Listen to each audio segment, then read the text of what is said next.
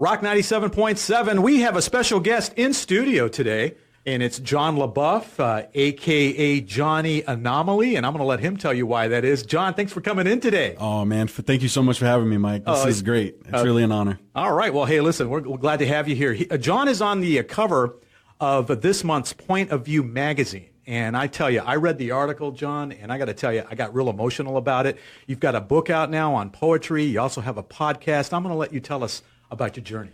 Yeah, well, where do I start? I've been wanting to be a musician since I was a kid. I've always wanted to kind of tell my story in that way. So even as a kid, I've always had my head in notebooks and really expressing myself in an artistic way, you know, and as I've gotten older, not much has really changed. At 30 years old, I'm still that guy with his head in a notebook. And now I'm just able to just share my story. I have a broader audience, if you will. Okay.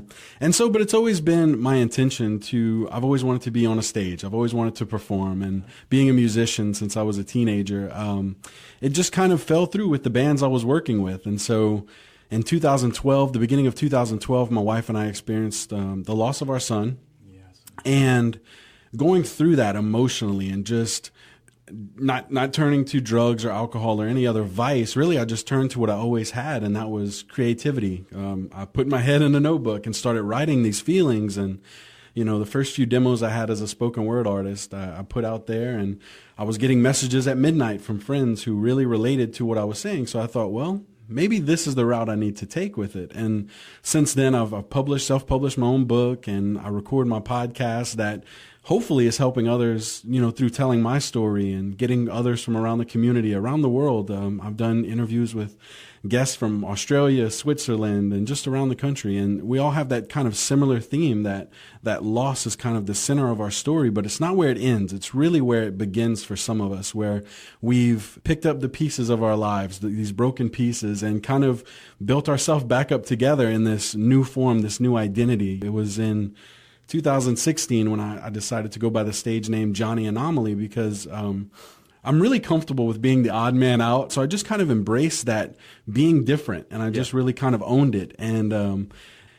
being authentic as an artist really opens many doors that I'm just, you know, blessed to be a part of, and events that I've been a part of, to be able to, like I said, be authentic. And, you know, even though you may be that odd man out, just authenticity, goes a long way. So, well, it's resonating too, from what I've read. It's really resonating because you make that comment, and it's not always just something where you mentioned in the article, it's not doom and gloom. It's like, there's a lot of funny things. Tell me a little bit about that. How can something like that can be entertaining in a light way? Wow, yeah. There's I think in some ways, just loss in general and just grief in general can make you very cynical to things. It can make you very, you can laugh at things that maybe some people would find that's kind of offensive, or something like that, or the death. How can someone, but when you realize how to use these things, I call it the art of sublimation, where it's these things that were basically meant to just bring you down and keep a lot of people down. And I'm not trying to downsize grief or anything like that, because there are a lot of marriages who don't make it through.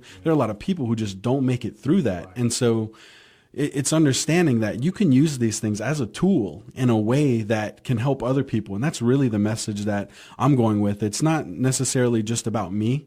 I'm just basically letting other people be heard and giving other people a platform. One thing that I think is really incredible is most people who come on the show are just your average, everyday people. They're the cashier at Walmart, or they're the person who's working on your tires, or, putting oil in your car or whatever. And they come on the show and they think, well, I don't really have a story. No one really cares.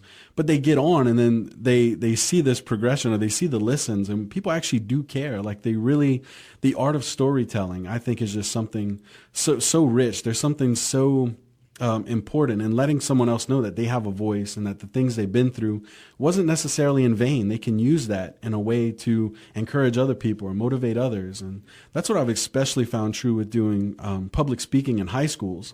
When you do poetry in a classroom and you ask the students, hey, now it's your turn. You tell me. It's like, wow, nobody's even asked me ever to how I felt about this issue, or I never thought my voice even mattered. And so it's insane to me to realize that. But, and that's really the message I'm just trying to spread, is that we all have a story. We all have a voice worth being heard. And that's what I want to present with my poetry, or anytime I do a public speaking, or with my podcast. Right. Title of your podcast again is what? Yeah, it's the Creative Coping Podcast, Okay. and yeah, every single episode since its inception, over a year ago, I leave a charge with my listeners to speak up, stand out, and stay creative, and that is something that I find. It's that charge until the next episode, to speak up about those things that are bothering you or things that maybe you were told to stay quiet about. It's standing out. It's being the anomaly in a sense, and staying creative, because I think so many times as a creative, when you start to get stagnant in your creativity, you can feel like you're kind of losing air, you're losing your breath. But, and it's just that charge every week, week in and week out to leave them. And when does with your that. podcast come on? Exactly? Every Tuesday. Every Tuesday. Every Tuesday. Is there a specific time that? Oh no, drops normally at midnight on a Tuesday. I have it set. Yeah, I've been a little bit more consistent with that. All right. I've fallen short a few times, but lately in the past few weeks, I'm on season 4 of the show now, and it's been great. That's really been great. Well, John, I'll tell you what. I like I said, I read the article on Point of View. It really hit me emotionally. Your message is just a great one, I think. Thank you so much. I want to thank you for coming in and talking to us about it. Now, the podcast, again, is the Creative Coping Podcast. John is on the cover of Point of View magazine. You got to go check that out. I got mine at the Terrebonne Parish Library, the main branch, and you can pick it up. But you have to do that. He also has a book out there. It's called Fragments of a Broken Man. View magazine. You all got to pick this up and read it. And want to thank you for coming in. Is there any other avenues people can get a hold of you at? Yeah, find me all over Instagram, Twitter, Facebook. All right. You can search the Creative Coping Pod on all those platforms, and find me at Johnny Anomaly. Okay, sounds great. Well, John LaBeouf, a.k.a. Johnny Anomaly, here on Rock 97.7.